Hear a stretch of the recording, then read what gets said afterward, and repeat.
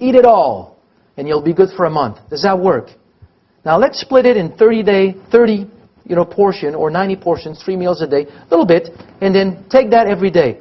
After 30 days, you're in vibrant health and everything is fine. It's exactly the same thing with your stem cells. Massive release for a short amount of time is very different than just having a little bit more every day. That's what these studies are showing. So the conclusion is that bone marrow stem cells constitutes the natural renewal system of the body, simply supporting the release of stem cells from the bone marrow. Putting more stem cells in the blood allows to combat entropy or aging or just the natural process of life. You just repair everything every day. How can I see that this is happening in real life? Because everything that I'm talking about is done on rats and mice and cats and different animals. How can you make studies that and show that this is happening in humans? You can't. Okay, it's not ethical to study humans like this. But there is a real life situation where you can see it. That real life situation is when a man receives an organ from a woman or when a woman receives a bone marrow transplant from a man. In both cases, what do you get? You get double, because what is the main difference between men and women? Aside from attitude. I mean, women having the better attitude. I have to be careful here. It is the Y chromosome that men have that women don't have. Women have the double X, men have the Y chromosome. Just like green fluorescent protein, I can also tag the Y chromosome and follow it in the cell. So in that situation, I have the tissue. Okay, I have, in that situation, what I have in both of them. I have the organ, let's focus on the man right now. The liver comes from a female, from a woman, so it doesn't have the Y chromosome. But the men's bone marrow have the Y chromosome. In the other case, the woman's own organ don't have the Y chromosome, but the new stem cells have the Y chromosome. So if this is a true phenomenon, stem cells should leave the bone marrow and go to any organs. In the case of men who received a liver as a transplant, what they did is that they went back into bank of biopsies, samples of tissue taken after a transplant if there were any problem, and they just analyzed these tissues for the presence of Y chromosome. And what they found is that between 4 to 12 months, these were the people involved in the study, up to 16% of the liver, of the cells in the liver, had the Y chromosome. 16% of the liver had already been replaced within that time period. But one individual who passed away after 4 months and a half of serious complication, 40% of his liver was his own liver, made of his own stem cells. Okay, now let's look at the data that we have on STEMinence, which is the work that we have done. Everything that I'll be talking about was published about a year ago in a journal called Cardiovascular Revascularization Medicine. We gave people AFA and we quantified the number of stem cells in the blood. First, we didn't see anything, but it was such a great idea, so we kind of kept working on it. And one day, we started to give people more and more. And when we start to give people more than 5 grams a day, then we start to very consistently see this effect. An increase in the number of stem cells of about 25%, 25 to 30%. That would peak at about an hour and then come back to control. So the effect was there.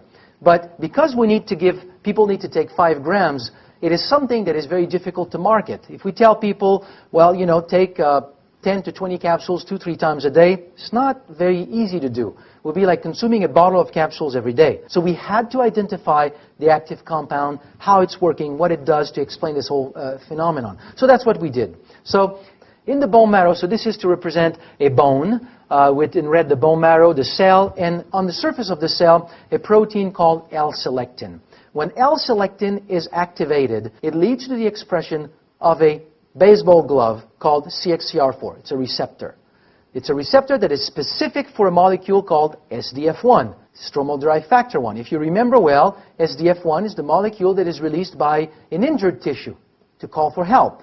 So the same phenomenon taking place in an injured tissue takes place naturally, without injury, without anything. It's just natural health in the bone marrow to keep the stem cells in the bone marrow. When these two connect, so SDF1 with CXCR4, the receptor, it leads to the expression of an adhesion molecule that makes the stem cell grab the bone marrow and stay attached to the bone marrow.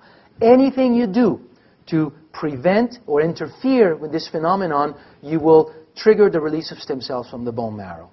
we thought we probably have in AFA a blocker of L-selectin, that molecule here that is at the surface of stem cells. If we have a blocker of L-selectin, we block its activation, we don't have the expression of the receptor, we don't have the connection, we don't have the adhesion molecule, so the stem cell loses its ability to hang in the bone marrow. So far, so good? Okay. So how did we determine if we do have something that binds to the L-selectin? In science, a ligand is a molecule that binds specifically to something. That's what a ligand is. So we thought we have an L-selectin ligand in AFA. An idea. We don't know if we do have one. So what did we do? We essentially, it's an ingenious protocol I did not design, Dr. Jensen did. Took a magnetic bead covered with a protein, specifically it's kind of a glue, and in it we stuck L-selectin molecule. Now, I show only one here, but think of it as a hairball where you have, hundreds, if not thousands, of these little L-selectin going around. It's a magnetic ball, so if I put it in water, it's easy to put a magnet, and they all stick to the magnet on the side, and then I can collect them. Okay, so what we did is that we took this magnetic ball with the L-selectin on it, and we put it in a solution of AFA. If I have something that binds to L-selectin, I'm going to collect it on the L-selectin molecule. I don't know if I have it. So what I do is I put it with AFA, I wait a little bit, I put my magnet, I collect all these beads, and then I wash the liquid thoroughly until I have pure water, and then I remove the magnet, so I have these beads now that floats into pure water with or without a ligand that bound to it. Remember, I don't know. This is a study that I do to determine this. So now I have this bead with or without the molecule. There are ways to cut this bond so that molecule gets released from the L-selectin. So I do these techniques, I release that molecule, then I put the magnet again, collect these beads, and now I take the liquid.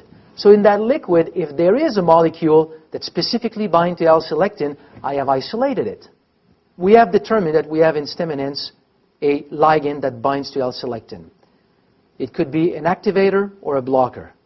Through various studies, what we have shown is that it is a blocker. It does not activate L-selectin, but it prevents the activation of L-selectin. So when we concentrated this compound and then turn it into a product that is now known as Stem Enhance, and then we feed this concentrate of AFA to people, we get the same release of stem cells from the bone marrow with the same increase in number of circulating stem cells of about 25 to 30% with only 1 gram of Stem Enhance. That's the work that we have done, identifying the active compound and then concentrating the product so that we can, with 1 gram, get the same effect. As we were doing all this work, we also discovered something. It was a puzzle. It took us 2-3 years to do this work. It would have been much easier had we known this when we started. We have 2 compounds in AFA that affect stem cells, and they have an opposite effect. So think about this. I mean, not easy to resolve this puzzle, but at one point it became very clear, and we did identify these 2 compounds. There's a compound that blocks L-selectin, and there's also a polysaccharide that supports the migration of stem cells out of the blood into the tissues.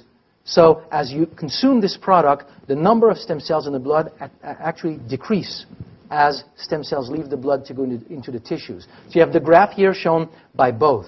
So what is Stem Enhance? It's a blend of these 2 compounds, these 2 concentrates from AFA, the L-selectin ligand or blocker, and then the polysaccharide blended. So 1 gram of Stem Enhance supports both the release of stem cells from the bone marrow and their migration into tissues. Now, there's an easy way to summarize all of what I've talked about right now in a very, very, very simple message. Think of health as a balance between 2 phenomena in the body. I have, on one hand, entropy, which is, let's call it aging, going down, slow breakdown of tissue. On the other hand, I have rebuilding, which is what your stem cells are doing. Your health will be determined by what is going on in the body. If the rate of aging going down is bigger than the ability to rebuild, you experience unwellness. If your ability to rebuild is greater than how fast you go down, then you will experience wellness or health. Cells die every day. It's a natural process, totally natural process. Stem cells replace these cells every day. It is a natural process. The faster you go down or the faster you rebuild will determine your overall health. And what will determine how much you go down? I would say it's the sum of a number of things. Your genetics, your past injuries, your lifestyle, your diet, your exposure to environmental toxins, your level of stress, your mother-in-law. Put all of that into a bag. Shake the bag. That is the stress applied to your body, for which stem cells need to sort of rebuild or make up for.